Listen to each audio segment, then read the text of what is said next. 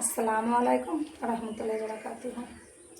প্রচণ্ড গরম লাগছে আর গরম ধরিয়েছে, হালকা ঝিপঝাপ বৃষ্টি পড়ছে বাইরে। আর আমি বলছি ফল, বছরের প্রথম ফল আজকে, তা এটা কাটবো, তা ভিডিও বানাই।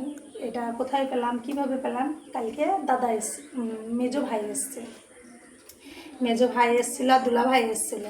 তা দুলা ভাই গাছের কাঁঠাল দিয়ে গেছে, গাছের আমরা বিলাতি আমরা, এই যে দেখতেই পাচ্ছেন বিলাতি আমরা কত দিয়ে গেছে দেখাও তোমার। বিলাতি আমরা কয়েকটা, পেয়ারাও দিয়েছে, আম দুটো নিয়ে এসেছিলো, ওটা খাওয়া হয়ে গেছে একটা।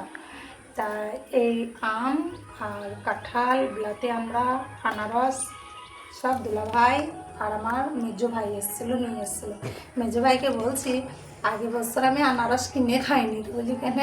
তা তুমি খাইয়ে গেছিলাম। মেজো ভাইকে বলছে তুমি নিয়ে এসেছিলে একটা, আর বাবা বেঁচেছিল, বাবা এসেছিলো আমার বাড়ি, বাবা দুটো, মানে বাবা যখনই যে ফলটা উঠতো আমাকে না খাইয়ে খেত না। আমার বাড়ি বছরকার যে ফলটা, আম, কাঁঠাল, লিচু, আনারস, মানে যে কোনো ফল, মানে বাবা আমার বাড়ি নিয়ে আসতো, তারপরে খেত। তো বাবা দুটো নিয়ে এসে খাইয়ে গেছে আগের বছর, এবছর তার বাবা নাই, তাই মেজো ভাই নিয়ে এসছে। মেজো ভাই এসছে, দুটো ভাই বাইরে পড়ে আছে, এখন বম্বে আছে, আর মেজো ভাই বাড়িতে আছে, তাই নিয়ে এসছে। তাই এই আনারস এখন কাটবো। কাটার জন্য এই যে দেখতে পাচ্ছেন মশলা মাখিয়ে রেখেছি। এখানে আছে গোলমরিচ ভেজে গুঁড়ো করে রাখলাম, লবণ, আর এখানে চিনি, এই গোটা আমি রেডি করে রাখলাম। এখন আমি আনারসটা কাটতে বসবো। আমি আমার দিদিকে ফোনে বলছি আমার কাঁঠাল খেতে কি ইচ্ছা হয়েছে, অন্য বছর আব্বা থাকে কাঁঠাল নিয়ে আসবো বলে আব্বাকে আমি বকা দিই যে খালি কাঁঠালের গন্ধ নিতে পারি না। তা বলছে আব্বা এবছর নাই, যে কাঁঠাল নিয়ে যাওয়ার লোক নাই, তার জন্য তোর খেতে ইচ্ছা হয়েছে। তা আমি বলছি আব্বা নাই, তা কী হয়েছে? তা আমার দিদি বলছে তা আমি তো দুলাভাইয়ের হাতে পাঠিয়ে দিচ্ছি, দিয়ে গাছের কাঁঠাল, তা এটা পাকতে দেবো। দিদি, আমি বলতে পাকেনি, তা দিদি বলছে একটু চুন লাগিয়ে দিতে হয়, চুন লাগিয়ে দিয়ে ঢেকে দিবি, দেখবি পেকে যাবে। তা তাই করবো আজকে। তা কাঁঠাল দিয়ে গেছে, আর আমি এখন আনারসটা কাটতে বসবো। মানবো, এটা আমার বাবা যখন আমরা ছোট ছিলাম আনারস নিয়ে আসতো, দিয়ে আমি আমার ভাই মারামারি করতাম এটা নেওয়ার জন্য। আমি বলতাম আমি লাগাবো, আর আমার ভাই বলতো না আমি লাগাবো। দিয়ে মাটি বাড়ির ভিতরে আঙিনাতে একটু মাটি খাল করে এইভাবে পুঁতে দিতাম, বারে বারে তুলতাম আর বলতাম আনারস বের হয়নি, আনারস বের হয়নি। আমার বাবা তো হেসে দিত না, মাও হাসতো, বলতো আজকে পুঁতে কি কালকে হয়, তাই বলতো। তখন ছোটো ছিলাম, বুদ্ধি ছিল না।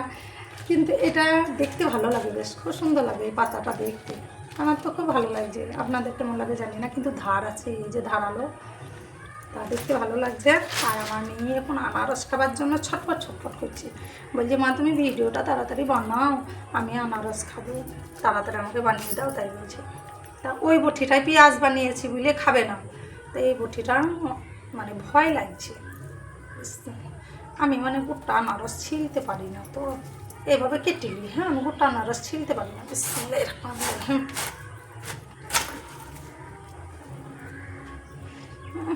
সেই সেম করছি, তা বেশ সাইডে কেটে রাখো।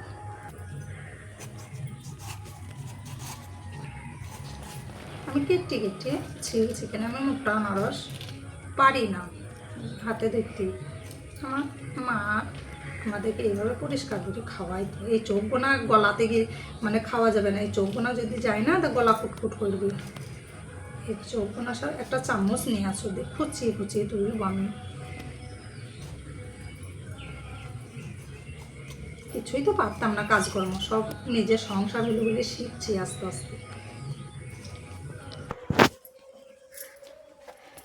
আনারস বানানো হয়ে গেল, এবার এটাই লবণ, গোলমরিচের গুঁড়া, চিনি, গোলমরিচের গুঁড়া সব দিই।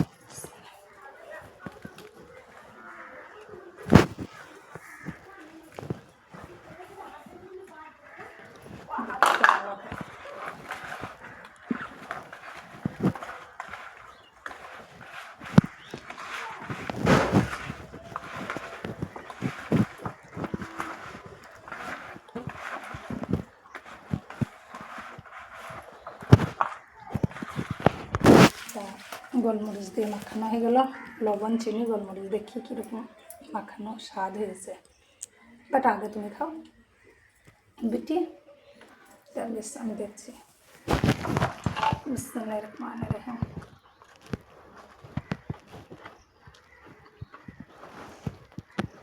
দারুণ হয়েছে স্বাদ। তা এইভাবে গোলমরিচের গুঁড়া দিয়ে, জানি না কে কে খান, আমি খাই, আমার বাবা খেত, বাবা খেত, খুব ভালোবাসতো। আর সব থেকে ভালো লাগে এই ঝোলটা খেতে, এই ঝোলটা খেতে দারুণ লাগে। তা বেশ বন্ধুরা, এইভাবে আমার মতো বছরকার স্বাদ আনারস আপনারা এইভাবে মাখিয়ে, বাড়িতে কিনে নিয়ে এসে মাখিয়ে খাবেন। হয়তো বলবেন যে কিনে নিয়ে এসে খাবো, এখন তো আমি খেয়েছি, এবার আপনারা যদি আসেন তাহলে এখন পেতেন, এখন তো আসছেন না, তা কী করে পাবেন। তা বেশ, আমি আমার ছেলে মেয়ে নিয়ে এখন খাবো। বেশ ভালো থাকবেন, সুস্থ থাকবেন, সবাইকে দোয়া করি। তা এই পর্যন্ত বন্ধুরা, আল্লাহ হাফেজ।